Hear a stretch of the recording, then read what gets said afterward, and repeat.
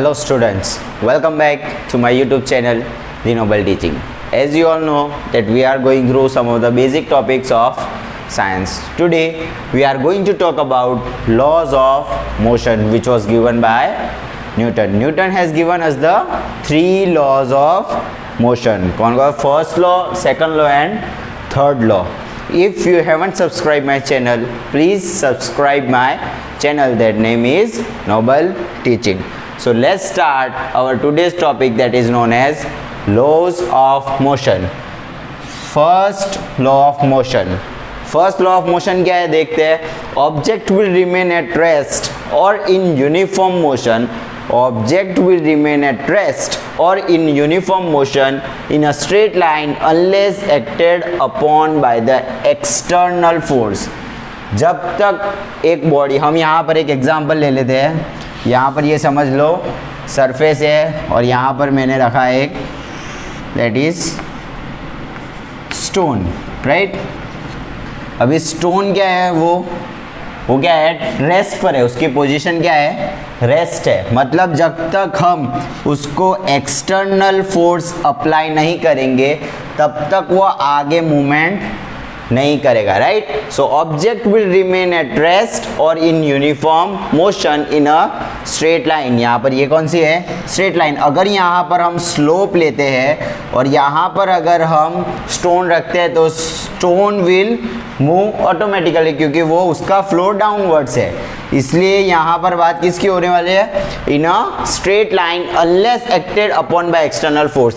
जब तक external force नहीं लगेगा तब तक ये स्टोन आगे नहीं बढ़ने वाला. जब तक ये क्या है हमारे पास, दिस इज फोर्स. हम एक्सटर्नल फोर्स अप्लाई करेंगे तभी ये स्टोन मूव करेगा. अगर हम ये फोर्स को अप्लाई नहीं करेंगे तो ये स्टोन क्या रहेगा, will remain at the rest. So this is the first law of motion. क्या है, object will remain at rest और in a uniform motion in a straight line unless acted upon by the external force. जब तक कोई भी चीज के ऊपर हम एक्सटर्नल फोर्स अप्लाई नहीं करेंगे तब तक वो मोशन में नहीं आने वाला. This is the first law of motion.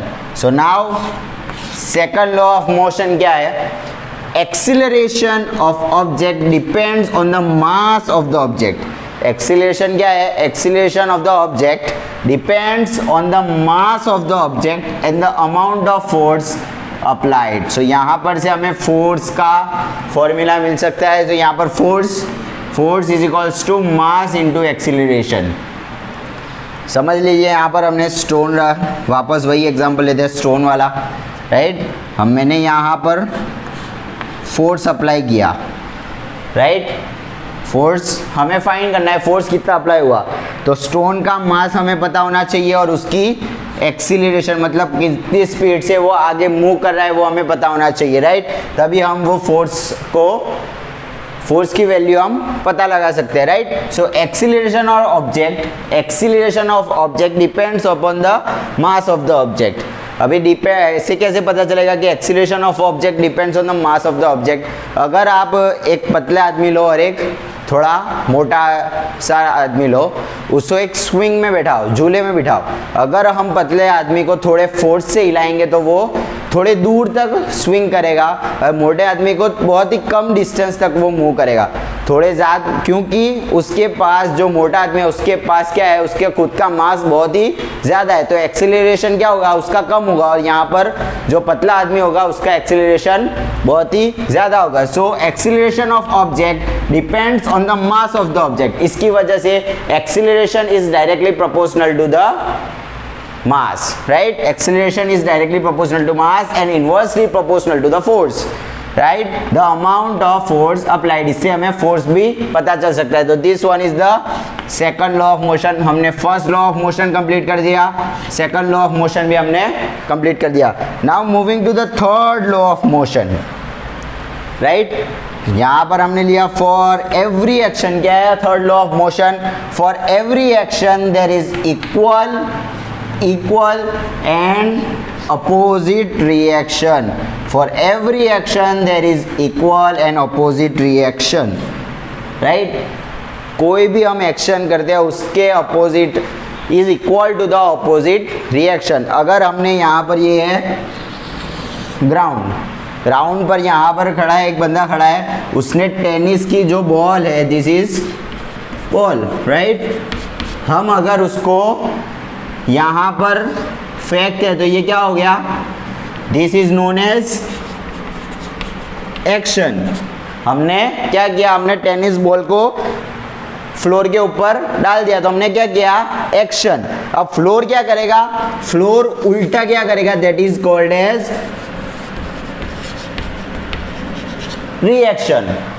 मतलब टेनिस बॉल हम जैसे यहाँ पर फेंकते हैं तो वापस वो थोड़ी रेंज तक तो आती है राइट। सो यहाँ पर क्या पता चला, for every action there is equal and opposite reaction. तो हमने यहाँ पर बॉल लिया, उसको हमने क्या किया, एक्शन में डाला, फ्लोर पर डाला, तो फ्लोर क्या करेगा, उसको उल्टा रिएक्शन देगा दैट इज, और वो फ्लोर रिएक्ट करेगा, that is known as reaction, right? So these are the three laws of motions given by the Newton. First law of motion, object will remain at rest or in a uniform motion in a straight line unless acted upon by an external force. जब तक हम external force apply नहीं करेंगे तब तक जो चीज़ rest पर है वो रेस्ट पर रहेगी, और जो चीज़ यूनिफॉर्म मोशन से मूव कर रही है तो वो यूनिफॉर्म मोशन से मूव करती रहेगी राइट।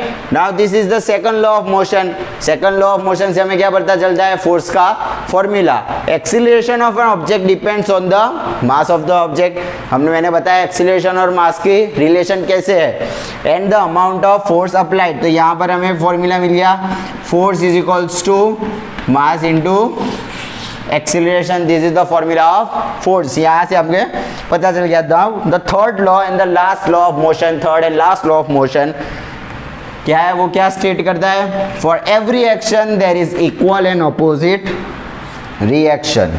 जो भी हम एक्शन लेंगे उसका अपोजिट उतनी ही फोर्स से हमें इक्वल हमारे को रिएक्शन मिलेगा। जैसे हमने यहाँ पर जितने फोर्स से हमने बॉल को फ्लोर में डाला उतनी स्पीड से फ्लोर वापस ऊपर की तरफ आएगा। हमने किया एक्शन, फ्लोर ने क्या किया, रिएक्ट किया, इसकी वजह से वो होगा reaction of floor. So action and reaction, here are the three laws of motion.